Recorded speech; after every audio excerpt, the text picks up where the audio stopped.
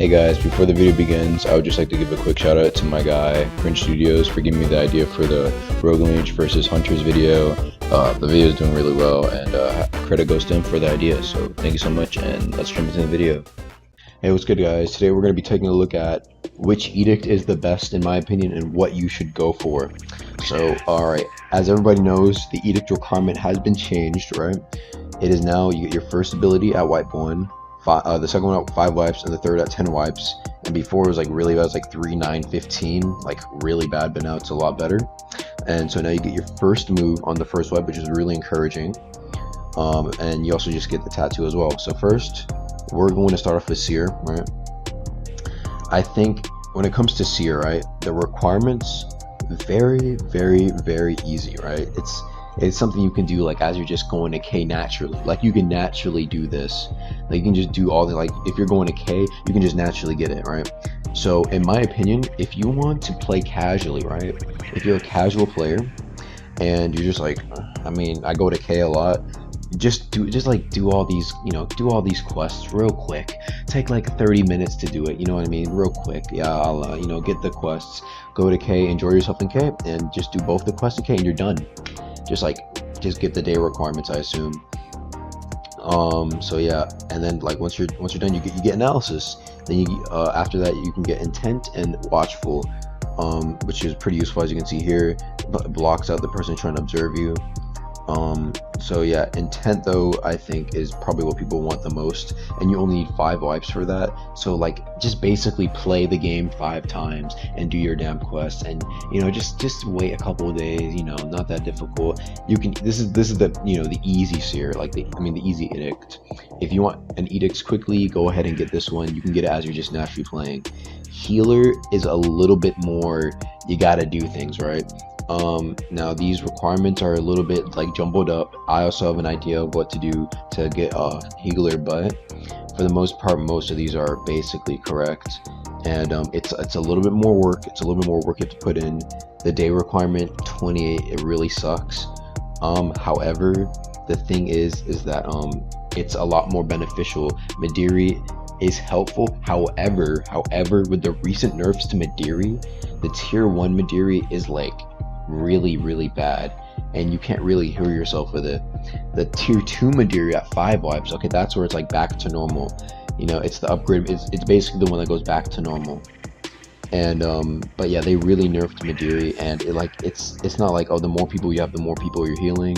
No, it's like the more people you have, the less you heal, and it's flat instead of percentage, which that really sucks. But that's what happens when you make it a lot easier to get edicts. You have to nerf healer. And so this is the upgraded Madiri that lets you heal yourself.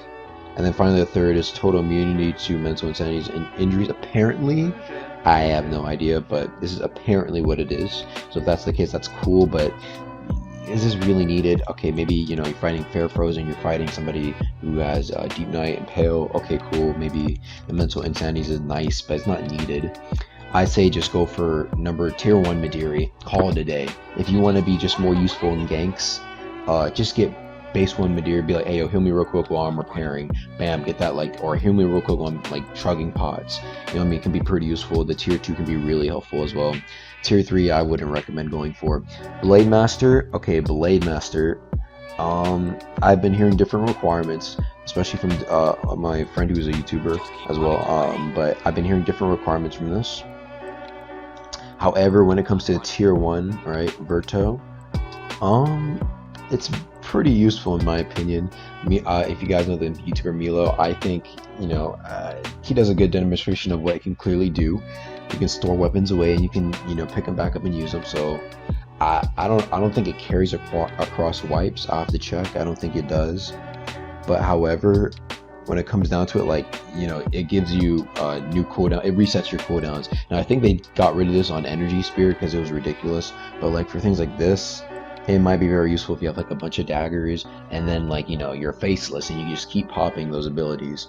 So we'll have to see more on Verto and all this stuff later. And tier 2 and tier 3, I don't know how long this is exactly. Each hit a Blade Master tier 2 player takes, the person that hits him will take I have no idea if these are true or not. But if this is true, very interesting. Appraise and sell things for 3 times the value, very interesting. But if that's really what these two are, then it's pretty bad. Just go for the tier 1 in my opinion. So yeah, and then finally we're gonna take a look at Jester Edict. Jester Edict. Okay, so the thing about Jester Edict is that recently I've been hearing that you can get Jester again. I don't think this is true. But people are saying that it is, you know, you can get it again. So if you were hypothetically to get it again, I will cover Jester Tier 2 or Jester version B, Snowball, Timeout, and Jester's Scheme, or Jester's Ruse, right? Yeah, wallet swipe, timer is, I don't know how it works. I'm guessing Jester B gets both of these. But yeah, I guess you're getting 2 abilities at first, which is very nice. Agumasi's never Snowball video. But basically, yeah, this is very useful. The wallet swipe is amazing. Obviously, Timer Race and Jester's Ooze, these are just really good in my opinion. Really good abilities. Of course, it says it doesn't give any combat advantages, but it looks like these two can be really. This one especially is really useful. But yeah, this one says it doesn't give any combat advantages. I don't know if he's not seen Linebeard, but maybe they nerfed it. I don't know. But anyway, guys. So if I were you, I'm gonna give you the rundown basically. If you want something that you can casually get and just get more abilities that are just somewhat useful, then Way of the Seer. You know, you get that extra ability to see, oh, he's about to pop Bane, let me charge my mana. Oh, he's about to use Perk, let me charge my mana. He's about to use Grapple, let me block. Very useful. And you can just casually get it while playing.